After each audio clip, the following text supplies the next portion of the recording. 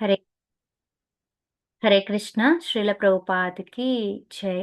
మనం కృష్ణుని చేరే మార్గం అనే పుస్తకాన్ని రీడింగ్ చేయడం అనేది జరుగుతుంది. 3 పేజీలు రోజుకి చదవడం జరుగుతుంది. ఇప్పటికి 6 పేజీలు 2 రోజుల పాటు కంప్లీట్ అయింది. ఇది 3వ రోజు. 7వ పేజీ నుంచి మనం స్టార్ట్ చేస్తున్నాము. ఫస్ట్ పెట్టిన పుస్తకాన్ని ప్రకారమే నేను చదవడం జరుగుతుంది.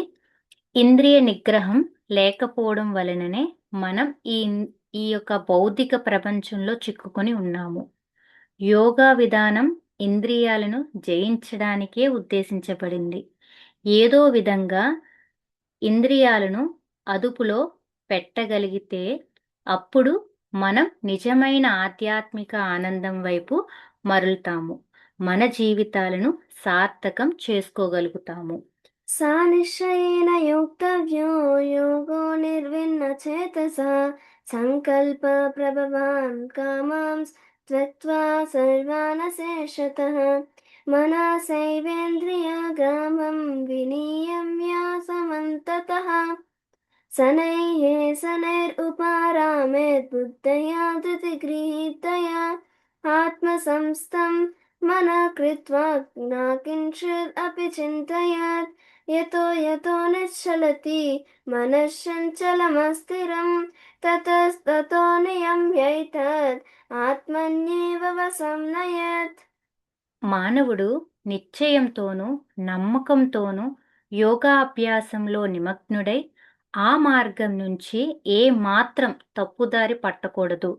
అహంకారం వలన కలుగు అన్ని భౌతికములను పూర్తిగా విడిచి మనసుచే అన్ని వైపుల నుండి సర్వేంద్రియాలను నిగ్రహించి అదుపులోకి తీసుకురావాలి. క్రమంగా స్థిరమైన బుద్ధితో సమాధి స్థితిని పొందాలి.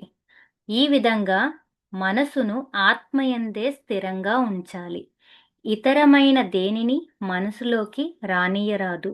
చంచలమైన అస్థిరమైన స్వభావం గల మనసు ఎక్కడెక్కడ పరిభ్రమిస్తున్నా మానవుడు దానిని వెనక్కుకు మళ్లించి తిరిగి ఆత్మ ఆధీనంలోకి తెచ్చుకోవాలి.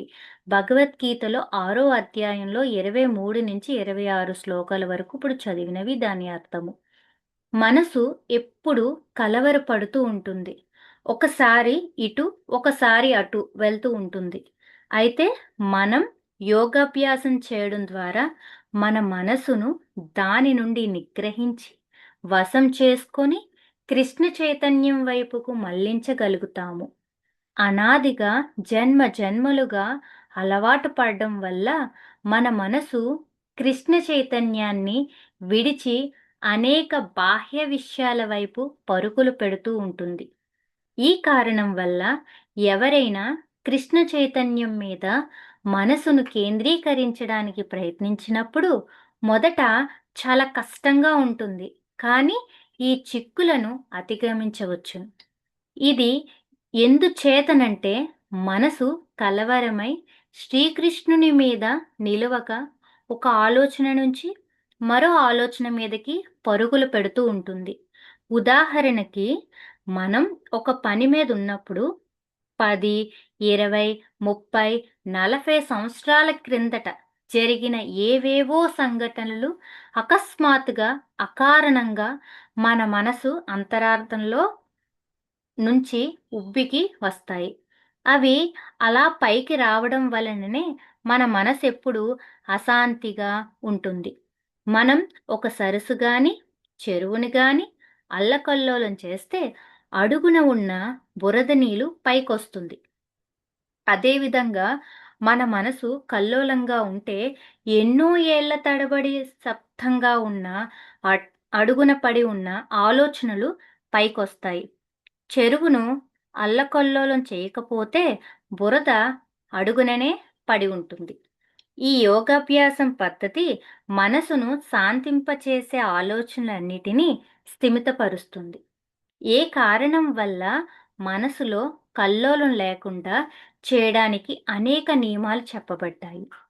ఆ నియమాలు మనం అనుసరిస్తే క్రమంగా మనసు స్వాధీనమవుతుంది. మనో నిగ్రహానికి అనేక విధులు, నిషేధాలు ఉన్నాయి. మనోనిగ్రహం అలవర్చుకోవాలనుకుంటే వాటిని అనుసరించాలి. అలా కాక మన ఇష్టం వచ్చినట్లు ప్రవర్తిస్తే మనోనిగ్రహానికి అవకాశం ఎక్కడుంటుంది? శ్రీకృష్ణుడి గురించి తప్ప ఇతర విషయాలను ఆలోచించని దశ వచ్చే వరకు మనసును పూర్తి శిక్షణను ఇస్తే దానికి నిశ్చలత్వం, ప్రశాంతత ఏర్పడతాయి. ప్రశాంతమనసంహయనం యోగినం సుఖముత్తమం ఉపైతి శాంతరాజాసం బ్రహ్మభూతం అకల్మషం. నా మీద మనసు లగ్నం చేసిన యోగి యథార్థంగా ఉత్తమ సుఖం పొందుతాడు. అతడు రజోగుణానికి అతీతుడై పరబ్రహ్మంతో తనకు గల గుణ సామాన్యాన్ని గుర్తిస్తాడు. ఈ విధంగా అతడు పూర్వకర్మల ఫలాలన్నిటి నుండి విముక్తుడవుతాడు. భగవద్గీత 6వ అధ్యాయం 27వ శ్లోకం యొక్క సారం. సుఖం కోసం మనసు నిరంతరం అనేక విషయాలను కల్పించుకుంటూ ఉంటుంది. ఇలా జరిగితే నాకు సుఖం లభిస్తుంది, అలా జరిగితే నాకు సుఖం లభిస్తుంది, దీనిలో సుఖం ఉంది, దానిలో సుఖం ఉంది అని భ్రమింపచేస్తూ ఉంటుంది. ఈ విధంగా మన మనసు మనలను అక్కడికి ఇక్కడికి తిప్పుతూ ఉంటుంది. కల్లాలు లేని గుర్రాలు లాగుతున్న రథం మీద ప్రయాణిస్తున్నట్టుంటుంది. మనకు మన గమ్యస్థానంపై ఏ విధమైన పట్టు ఉండదు. మహాభయంతో నిస్సహాయములై ఊరికే రథంపై కూర్చుని చూస్తూ ఉండవలసి వస్తుంది. మన మనసు కృష్ణ చైతన్య మార్గంలో ముఖ్యంగా హరే కృష్ణ కృష్ణ కృష్ణ హరే హరే, హరే రామ రామ రామ హరే హరే అని కీర్తిస్తూ జపిస్తూ స్థిరత్వం పొందిన వెంటనే మన మనసును లాగుతున్న పొగరపోతు గుర్రాల క్రమక్రమంగా మన అదుపులోకి వస్తాయి. ఎదురు తిరిగి యాదృచ్ఛంగా ప్రవర్తిస్తూ శాశ్వతమైన భౌతిక విషయం కోసం ఆరాటపడుతూ ఒక విషయం నుంచి మరొక విషయం మీదకు కొనిపోతూ ఉన్న ఈ స్థిమితం లేని మనసును మన అదుపులో ఉండాలంటే మనం మన జీవితంలో ప్రతి క్షణం శ్రీకృష్ణుని సేవలోనే గడపాలి. యుంజనేవం సదాత్మానం యోగి విగత కల్మషః శుకేన బ్రహ్మ సంస్పర్శం అత్యంతం సుఖమశ్నుతే. ఈ విధంగా ఆత్మ నిగ్రహం గల యోగి అన్ని వేళల్లో యోగాభ్యాసంలో నిమగ్నుడై సర్వ భౌతిక కల్మషాల నుండి ముక్తుడవుతాడు. అతడు భగవంతుని ప్రేమ యుక్తమైన దివ్య సేవలో సంపూర్ణ సౌఖ్యం యొక్క అతి ఉత్తమ స్థితిని పొందుతాడు.